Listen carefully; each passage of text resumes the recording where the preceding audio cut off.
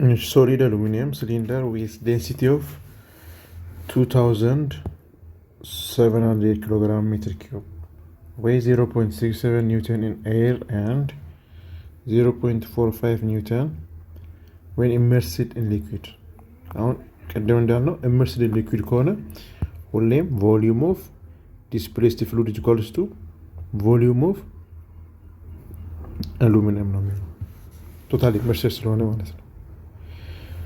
ሶ ሌላ ጊቨናችን ምንድነው? ዴንሲቲ ኦፍ ዚ አሉሚኒየም አለን which is equals to 2700 kilogram per meter cube. Weight of the object in air 0.67 Newton, which means ከዚህ ማሳችን ምንድነው የሚሆነው ማለት ነው? mass of the aluminum. Weight of the object in air is equals to mass times gravity, which is equals to 0.67 ነው አይደል?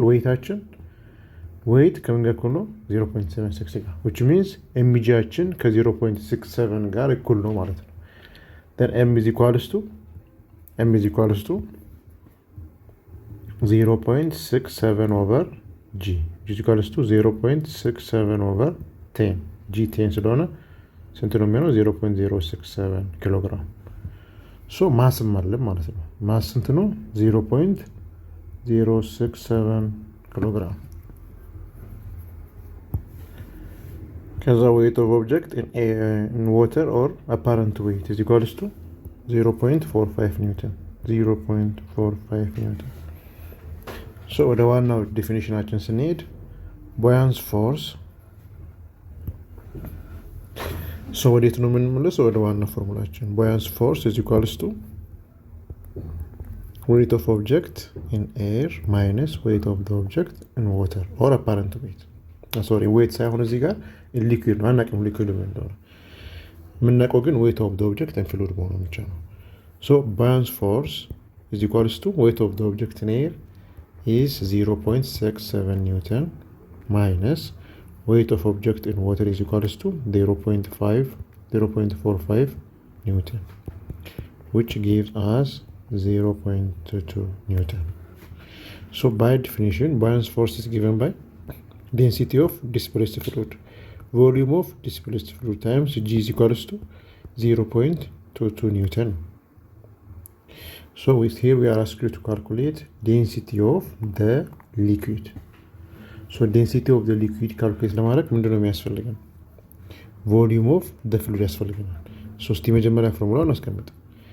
density of the fluid is equals to 0.22 Newton over volume of the fluid times g, which is equals to 0.22 Newton over 10 meter per second square times v of displaced fluid.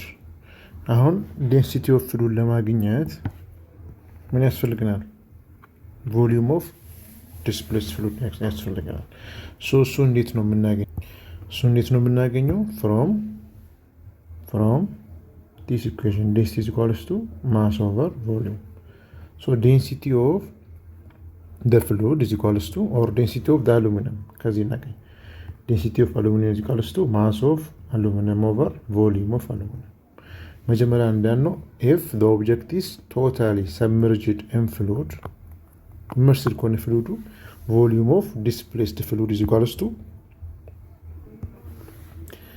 the mass of aluminum is equals to 0.067 kilogram ከዚህ ያገኘ ነው ማለት ነው። from weight of the object እኔ ያገኘ ነው። ከዚህ ጋር እንደምታዩት 0. ማስ ከዚህ ያገኘ ነው። ማስ ኦፍ አሉሚኒየም the all over volume of aluminum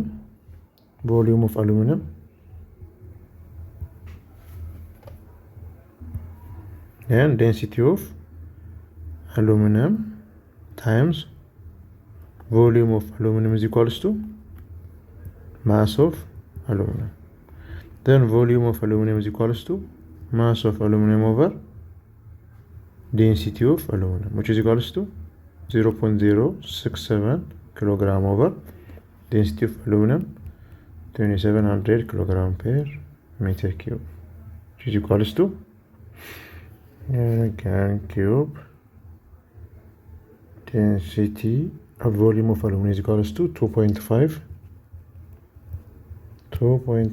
times 10 raised to minus 5 meter cube.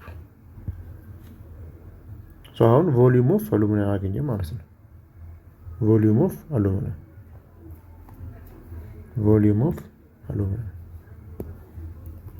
so volume of aluminum is equals to volume of displaced fluid ተመሳሳይ ነው። ቶታሊ ሰብመርጅድ ስላለ ኦብጀክቱ ቶታሊ ሰብመርጅድ or immersed in the fluid ነው ያለው። then density of the fluid is 0.22 Newton over 10 meter per second square times volume of the fluid is equals to volume of the aluminum, because the object is totally submerged in the fluid. 2.5 times 10 raised to minus 5 meter cube, which is equals to 8,880 kilogram meter cube. So density of the fluid እዚህ ያይተናል። density of the fluid ለማግኘት ምን ያስፈልገን ነበር? volume of displaced fluid ለማግኘት ምንድነው የሚያስፈልገን? volume of aluminum